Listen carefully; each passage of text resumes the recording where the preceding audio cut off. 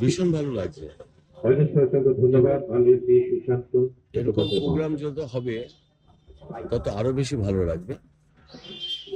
কিন্তু সেই ক্ষেত্রে বলি যে মানবিক যে সংস্থা সত্যি মানবিকতার কাজ করে, প্রতি বছরই করে, এটা 9 বছরে পদার্পণ করলো।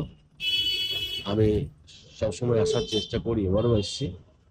ওরা ছোট্ট সংগঠন কিন্তু মনটা অনেক বড়, এবং সেই ছোট্ট সংগঠন কিন্তু তারা রীতিমতো প্রতি বছরই বিভিন্ন কর্মসূচির দ্বারা সেই মানুষগুলোর পাশে দাঁড়ায়। যে মানুষগুলো আর কিছুই না, আমাদের তফাৎ হচ্ছে তাদের অর্থনৈতিকভাবে একটু পিছিয়ে।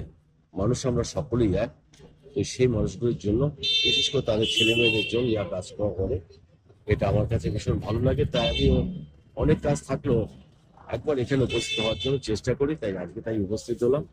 আমার সকল ভীষণভাবে ভালো লাগছে। এই মানবিক যেন আরো বেশি দূর এগিয়ে যেতে পারে। মিলন উৎসব বলতে আসলে কি 2017 সালের 15ই জানুয়ারি মানবিকের পথ চলা শুরু।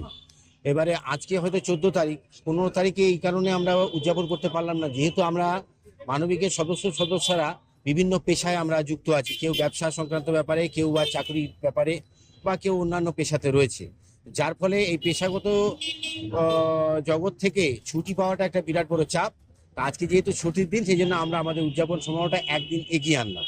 আর আমরা বিশ্বাস করি যে মানুষকে নিয়ে, সঙ্গে নিয়ে আমাদের পথ চলা শুরু। মানুষই আমাদের প্রথম এবং শেষ কথা।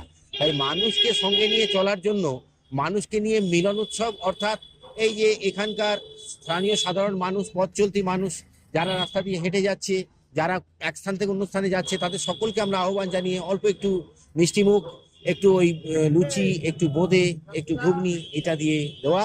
এবং সারা বছর মানবিককে যারা ঐকান্তিক সহযোগিতার মাধ্যমে আমাদেরকে প্রতিনিয়ত সমৃদ্ধ করেন, অর্থনৈতিক দিক থেকে এবং সামাজিক দিক থেকে কিংবা মনস্তাত্ত্বিক দিক থেকে, এই যে তাদের সহযোগিতাটা চিরন্তন চলে, অহর্নিশ, মানে বলতে গেলে বছর ভর চলে, তাদের এই সহযোগিতার প্রতি একটা ছোট্ট কুর্নিশ বলতে পারেন, আমরা একটা ক্ষুদ্র প্রয়াস তাদেরকে আজকে সম্বর্ধনার মাধ্যমে তাদেরকে ডেকে নেওয়া, সম্বর্ধনা জ্ঞাপন করা, তাদেরকে সম্মাননা দেওয়া এবং তাদের প্রতি আমাদের কৃতজ্ঞতা জ্ঞাপন করা।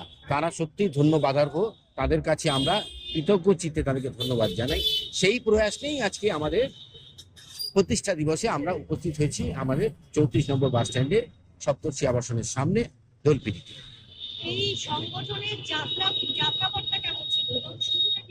দেখুন, যে কোনো একটা এনজিও, আমরা তো মূলত নন গভর্নমেন্টাল অর্গানাইজেশন এনজিও, এবং আমাদের এখানে কোনো রকম পলিটিক্যাল কোনো ইনফ্লুয়েন্স নেই, বা আমাদের সমস্ত সদস্যরা বিভিন্ন তাদের নিজেদের ব্যক্তিগত মতামত নিয়ে তারা চলতেই পারেন, তাদের ভাবাদর্শ আলাদা রকম হতেই পারেন, কিন্তু আমরা আমাদের এখানে রাজনীতিটাকে এখনো পর্যন্ত ঢুকতে দিইনি।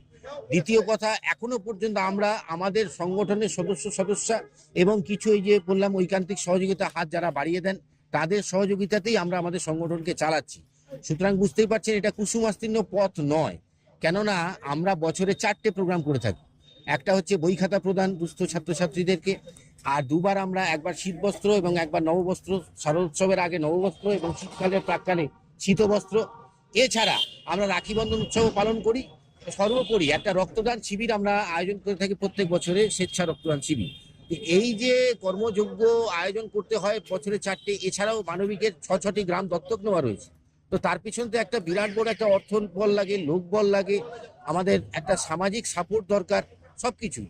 সুতরাং কুসুমাস্তীর্ণ পথ কখনোই নয়, কিন্তু সংঘর্ষের মধ্য দিয়ে নিপীড়িত মানুষ, প্রান্তিক মানুষ, অবহেলিত মানুষ, যারা আর্থিকভাবে পিছিয়ে থাকা মানুষ, তাদের প্রতি যদি আমরা এক চিলতে হাসিও ফুটে তুলতে পারি, আমি মনে করি মানবিকের পথ চলার যে ব্রতী হওয়ার আমাদের যে স্বপ্ন, সেটা সার্থক।